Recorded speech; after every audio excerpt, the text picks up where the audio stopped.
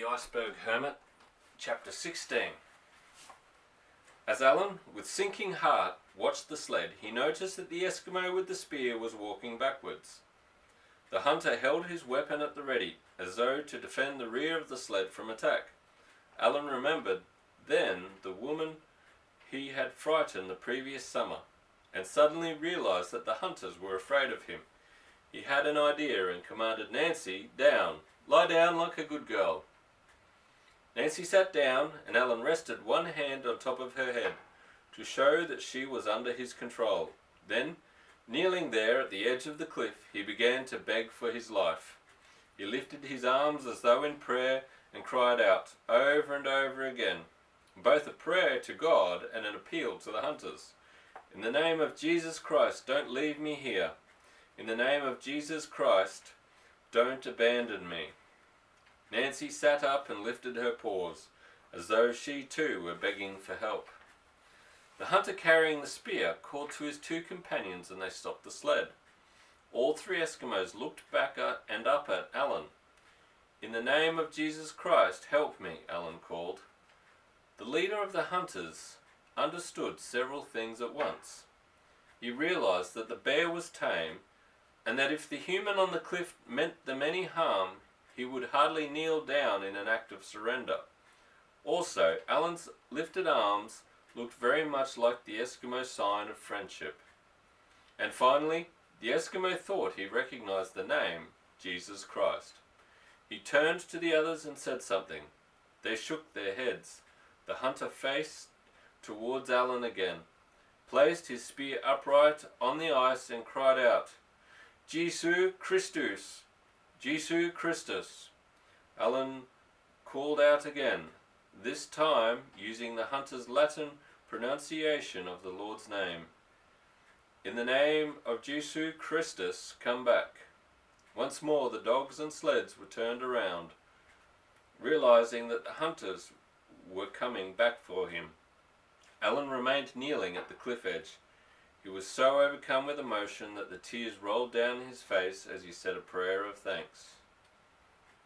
Soon the dog team and hunters appeared on the top of the bluff. The dogs were tied up some distance away, so that they could not attack Nancy, and Alan left the muzzle on Nancy's head, so that she could not bite the dogs. He commanded her to lie down, and she did so. Then he advanced to meet the Eskimos. The hunters were very curious about Alan. One of them reached up and pinched Alan's cheek, as though to make sure that he was real. Another hunter gave Alan's thick blonde hair a gentle tug. Alan bore the inspection with patient good humor. The leader of the group had a face that was all to one side and horribly scarred. His black hair fell in long, lank strands, and his tiny dark eyes were almost hidden by rolls of fat high on his cheekbones. It was this one who pointed to himself and said, "Intuk." Then he pointed to the other two, Uta, Krekvik. The other two hunters gave big, broad smiles. "Alan," Alan said, pointing to himself. "Alan," they repeated, then pointed to Nancy and gave her the Eskimo word for bear, Nenuk. Next the hunters took seal meat from their provisions in the sled and offered a piece to Alan. He took it and began to chew. Then, by means of sign language, he let them know that he had found their seal and given some of the meat to Nancy. He learned that the Eskimos had another seal carcass on the sled. The seal Alan found had been their first kill.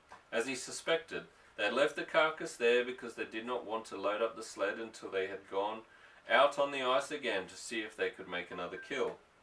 They had been successful on their second hunt and had been coming back to pick up their first kill when they ran across Alan.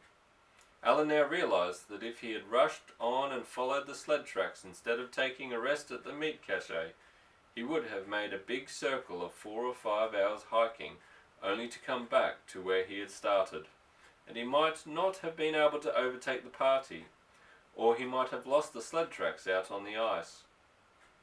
After a short rest, Intuk got the dogs to their feet again and pulled the sled up to their meat cache. The 3 hunters loaded the first seal carcass onto the sled and took the knapsacks and shotgun from Alan and stowed them away. Then they called to the dogs and began to make trail. Alan and Nancy followed at the rear of the sled. After many hours of travel, they halted and built 2 snow house igloos, one for themselves and one for Alan and Nancy. They fed the dogs with raw seal meat and prepared, over a cooking lamp, a sort of fresh seal meat stew that Alan found delicious, especially the heavy liquid soup that remained. In turn, he offered the hunters some dried fish and some whale meat from his knapsack. They recognized both foods immediately. The ship biscuits they found tasty, but they had a lot of trouble swallowing the rum, and it was obvious that they had never tasted strong drink before. 1 sip of the liquid was enough, and they refused to drink any more. After another 2 full days and nights of travel, the party reached a large body of open water where the hunters had left 2 canoes and a larger boat. The Eskimos put Alan in the bigger boat with both seal carcasses, most of the dogs, the sled, and one of the hunters. The other dogs went into the canoes and snuggled at the feet of their masters. For a while Alan was worried about Nancy. They had to leave her behind on the shore as there was no room for her in the boats, and even had they been able to squeeze her into the larger boat, the dogs would have given her no peace and travel would have been impossible. However, when Nancy saw the 3 boats move out from shore, she slid into the water and began to swim after them, determined to follow her master. The boats were met on the other side of the bay by a dozen women and children. They swiftly surrounded Alan and found him an object of great curiosity. Their interest soon turned to terror when Nancy waddled out of the water and came towards them. The women and children scattered, and it was only with difficulty that the Eskimo hunters convinced them that Nancy was harmless. And so, surrounded by excited women and children, the party made its way along the shore for some miles until they reached a group of caves under a high rock bluff. In front of the cliff stretched a narrow but deep beach of fine pebbles. Outside the caves they were greeted by a tall old man with white hair and a long white beard. The man gave his name to Alan as Herard and made a motion for Alan to kneel down. Alan did so, and the old man put one hand on Alan's head and raised his other hand to heaven. Again Alan caught the words, "Jesus Christus," and guessed that the old man was the tribe's priest and was giving him a sort of blessing. By signs the old man gave Alan to understand that he was welcome and was not to be afraid. Then Alan was escorted back into the caves by Intuk and given a room for himself and Nancy. When Intuk left, Alan sat down on the floor and thought about his rescue. It would not be long now until he was on his way home to Aberdeen. Surely the Eskimos knew about the whaling ships.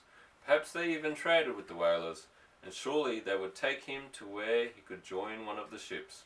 Why, in a month, maybe even a week, he might be back with his own people again. Within a couple of months he could be walking into McLean's drapery shop and surprising the life out of Nancy. Alan took out his pocket Bible and read a couple of pages. Then he left the cave and went to see about getting some food for Nancy. He was in great spirits, positive now that his long ordeal was almost over. It was just as well that Alan could not see into the future.